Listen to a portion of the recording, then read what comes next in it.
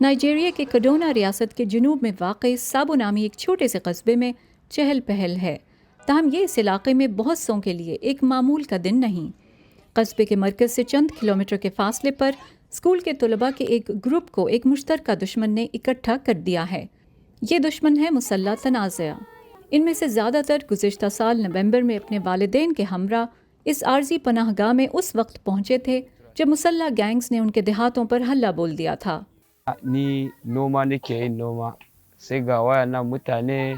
ان لوگوں کی آمد اور حملے سے پہلے ہم کسان تھے، انہوں نے ہم سب کے مکان، کھیت، روزگار کے وسائل اور بچوں کے سکول جلا دیے، سب کچھ مٹا دیا۔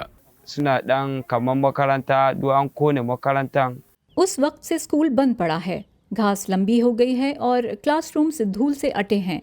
اسکول کا نیا سال ستمبر میں شروع ہوا تھا، لیکن حکام کے مطابق شمالی نائجیریا میں 600 سے زیادہ اسکول سیکیورٹی کے خدشات کے باعث بند پڑے ہیں۔ اس ماں کا کہنا ہے کہ وہ اپنے بیٹے کو کسی زیادہ محفوظ اسکول میں داخل کرانا چاہیں گی۔ مسئلہ یہ ہے کہ ہمارے پاس انہیں یہاں سے لے جا کر کسی دوسرے اسکول میں داخل کرنے کے لیے بھی پیسے نہیں، ہمارا سب کچھ لٹ چکا ہے۔ اقوام متحدہ کے تعلیم، سائنس اور ثقافت کے ادارے یونیسکو کے مطابق نائجیریا کے 2 کروڑ سے زیادہ بچے اسکول نہیں جاتے۔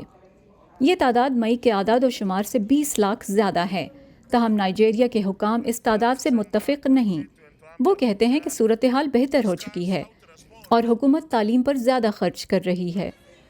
حکام کا یہ بھی کہنا ہے کہ یونیسکو کے اعداد و شمار میں وہ بچے شامل نہیں جو شمالی نائجیریا کے غیر روایتی اسکولوں میں زیر تعلیم ہیں، لیکن نائجیریا میں یونیسکو کی ریڈ اینڈ ارن فیڈریشن کے سربراہ عبدالسلامی کے مطابق اسکول نہ جانے والے بچوں کی اس بلند شرح کے ذمہ دار کئی عوامل ہیں۔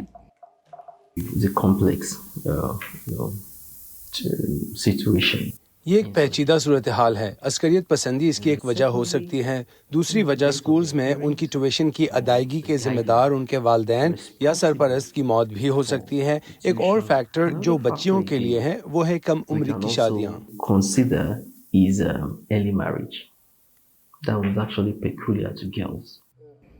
کچھ روز پہلے کاجورو کے چرچ میں درجنوں عبادت گزاروں کو اغوا کر لیا گیا۔ اغوا کار تاوان میں $4.5 لاکھ سے زیادہ کا مطالبہ کر رہے ہیں۔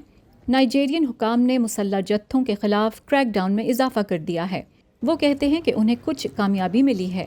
ان کے مطابق ایک حالیہ فضائی حملے میں تقریباً 200 مشتبہ ڈاکوؤں کو ہلاک کیا گیا ہے۔ تاہم جب تک سیکیورٹی کا مسئلہ حل نہیں ہوتا، خطرہ رہے گا اور اسکول بند رہیں گے۔ ٹیموتھی اوبیزو کے ساتھ فائزہ بخاری، وائس آف امریکہ۔